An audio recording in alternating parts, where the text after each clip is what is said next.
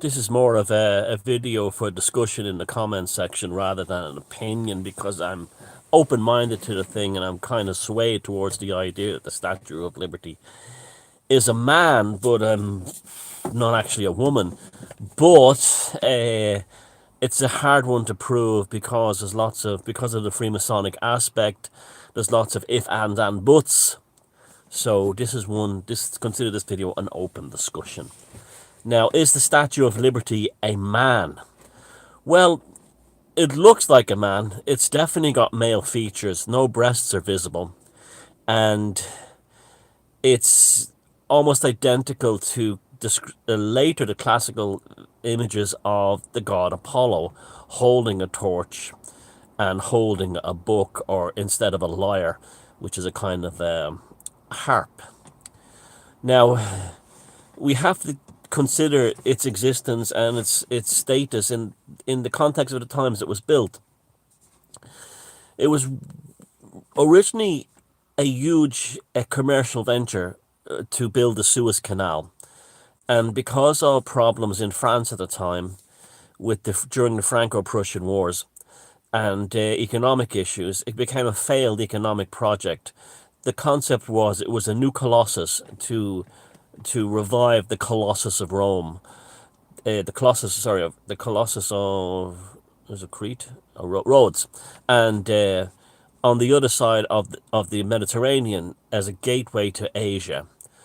It was Bartoli and Eiffel were both big time Freemasons, and at that time, America and France was sort of looking toward, was the first country to realize that the United States was an emerging superpower, and were kind of looking to build goodwill between the two nations. France being a very powerful Freemasonic nation run directly out of the Grand Orient in Paris, the United States being a very powerful Freemasonic nation, being run by the Scottish Rite Freemasonry directly out of Washington D.C., there was a big issue with this Freemasonic interloping between both countries at the time. Now, USA was on a massive Freemasonic occultic building scheme at that time. The occultic Freemasonic layout of many cities, such as Washington, D.C., were being finalized. By the way, that's not an owl. It's not Molech. Molech is not an owl. That's Christian conspiracy theories. That's another problem with this Christian conspiracy idiots clouding the water. But the Washington Monument was being built at the time, and other things like the famous statue of Washington as Baphomet was being commissioned and ordered, and there was no hiding this stuff. But America was still a Puritan country, still a very powerful Yankee Puritan Presbyterian element that would not go anywhere near Freemasonry because they saw it as occultic and therefore demon worship, pagan, and all this kind of nonsense. Now, with the failed now, if you look at it, it seems to be, though I could be wrong because a lot of documentation is in French, that it didn't have an identity. The statue at the Suez, it didn't have an identity. It was almost like they quickly rebranded it as the goddess Liberty. Now, the goddess Liberty is a Roman goddess, but it was also very popular among the French Republicans. You know, liberty, equality, fraternity. The fraternity part of that slogan is Freemasons. It's liberty and equality for the fraternity, not for the masses. And so the Republican French, that was very, the idea of this was a liberty was there. But again, I can't find any hard evidence. You can just that's what they were planning to build at Suez before the thing went tits up, literally. So, or metaphorically, and so anyway, it got interesting. Then they sort of found this idea of a symbol of friendship between the United States and France, and this whole thing of a bonding. I think there was a thing called the Franco-American Union, which was all packed out with Freemasons anyway. And suddenly, you're not going to be able to sell to Americans the concept of, not Puritan Americans, I mean, the concept of a pagan god to them. So they just generally called it Lady Liberty and didn't actually make any direct pagan assumptions to the Roman goddess Liberté. So Bartoli went over to America and selected an island. I think it was originally called Love Island, and then it was named after someone. It was, the name is important, not that important. I forget the name, the name of the island. Before it was purchased by the United States and renamed as Liberty Island. There was dispute and ownership between who owned the island, New Jersey or New York.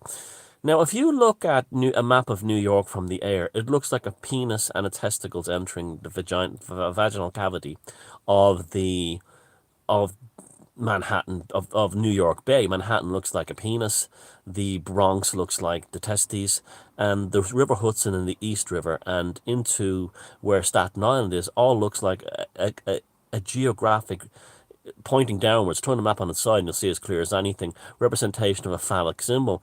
And they've done things over the years to almost like encourage the shape to look even more and more phallic, to make it more look like a penis. And at the tip of the penis is Wall Street, and it's almost like at the end of that is Ellis Island and Liberty Island. So these people knew what they were doing. They were very. I mean, you lot may think you're free from pagans and you're all Christians now, but you're not. You're not. True Freemasonry, paganism lives now, and true Catholicism, and so the statue was built and dedicated, and they talked about the whole liberty thing and the whole Ellis Island thing. Now, if you look at the statue, it has a man's face. It's almost identical, as I said, to later depictions of the god Apollo, with the rays of light out of his head holding a torch. And remember, the Greek gods were kind of like camp and hermaphroditic. There's also the Apollo Lodge was very powerful at that time. The Apollo Lodges originally comes out of Dublin, believe it or not, but it's a very powerful lodge all over the world to this day. Oscar Wilde was a member of the Apollo Lodge, and there's a good theory that the reason that why he was kicked up the ass by the British establishment is that he may have actually let occultic secrets out in some of his books. It wasn't because of homosexuality as such. He was being taken down for other reasons. If you read, a lot of his books have strong, like the picture of Dorian Gray, they all have strong occultic overtones to them. Oscar Wilde is kind of like an underappreciated occultic writer. And he grew up in a world his parents saturated with occult, and people like Bram Stoker and his mother and him used to meet in their house in Dublin, and this would have been like pre-Golden Dawn, and these people were very heavily involved in the occult. So I often wondered if Oscar Wilde got on the wrong side of the Apollo Lodge. So the Apollo Lodge was huge at that time, and linking America and Europe, and it would be kind of like it was seen as a kind of a mediate, sort of like an intermediate faction between Grand Orient and European and Germanic Swedish Rite and the Scottish Rite, York Rite of the North Americans. So it was sort of almost seen like a diplomatic corps within Freemasonry. And then you have the statue appearing in New York, and it's no breasts, it's wearing a toga.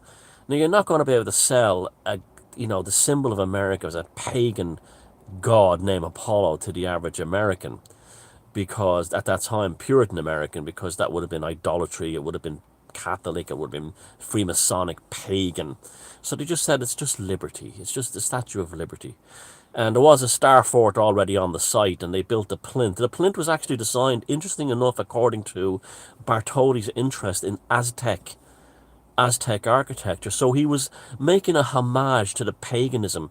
Now, remember, the Aztecs didn't build the pyramids in Central America. They adopted them from a previous unknown culture, but they were based on those types of you can see in the Yucatan, a place like that, Mayan pyramids. So it was almost like he was tipping his hat to Native American paganism with the plinth that the statue stood upon, and it was very advanced for its time. Also, there's another weird one. The Apollo Saturn V rocket is its exact same height as the Statue of Liberty on its plinth.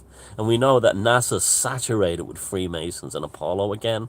You know, there's a lot of this stuff where people like David Icke, and they say hidden in, and Bill Cooper, hidden in plain sight, but they often, particularly because of Cooper's Christian fanaticism, he started saying it was because of Queen Samirius and the Babylonians and Sumerians and all this. He was pushing his Bible ignorance in there, because the same with the Molech thing. The reason why Christian conspiracy theorists don't like Molech is because the Jews don't like Molech. The Jews don't like Babylon. And here they all are anti-Jewish, what you call it, Zionist, and yet their own conspiracy regarding ancient Babylon and pagan gods, Molech, Baal, El, Queen Samirius, etc., is all built upon Jewish neuroses from the Babylonian Talmud, which I find it's quite ironic. But yeah, to me, it probably is the god Apollo. It's probably not Lady Liberty. It's definitely not Queen Samirius. That's a made-up thing, like the Molech thing. It's it makes sense that they had to rebrand it in a hurry because there was lots of things on the line, like money and power and everything else. The United States was an emerging superpower at that time, and things were just right. And the beginning of the mass numbers of immigrants coming in were symbolically baptized by passing through that statue on their way to Ellis Island. There was the Jersey. In fact, you got off. It's really interesting how this happened. You came from Europe on a ship, right? It stopped in New York Bay. You got off the ship onto a boat, and you're put on a ferry boat, and you're brought to Ellis Island past the Statue of Liberty. All very symbolic. All very symbolic. Then you were taken. You never actually set foot in Masonic New York, other than Ellis Island itself. Right from that point, you were transported then over to the Jersey Central Terminal, the railroad terminal, right behind it, where it's now Liberty State Park, but it was a gigantic railway station, train station, run by the Jersey Central. But like railroads were from all over America came into it, and then you were sent out to the Americas, almost like a seeding, tying with the whole thing of New York Bay being a sexual geosexual thing of the penis inside the vaginal cavity, fertilizing New York Bay, where Ellis Island and Lady Liberty Apollo is, and then it's seeding itself out into gestation into the new land of America. Fascinating stuff. And these people all knew this stuff. They all knew all about this stuff. So if I was to put an educated guess, that I would say the Statue of Liberty is the god Apollo, a failed project of the new Colossus at the Suez Canal, commercial, quickly rebranded by Eiffel and Bertolli, and sent to the United States as a kind of a gift from European Freemasonry to American Freemasonry, probably negotiated by, who else? The Apollo Lodge.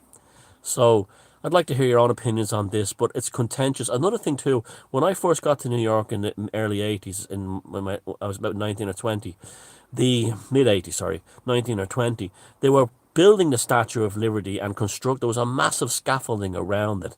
And I've heard stories that it's covered in symbols that are under the arms, under the neck, under the nose, that were put there. So, and there's all that were all stamps that were etched into the copper. So they could have been all, we don't know what they are, we can't see them from the ground. So there's that element of it too. So there you go. Is the Statue of Liberty a man? Could be, very likely, but not necessarily a hard fact. Is it Freemasonic? Absolutely. The mainstream even do that. Was it put in that point of New York Harbor for a reason? Yeah. Just get yourself a map of New York with Manhattan and the Bronx on it, turn it sideways, and you see a penis entering a vagina. And look at the early maps and the later maps. The later maps, you can actually see the island has been shaped and carved to make it more phallic. Fascinating stuff. See you later.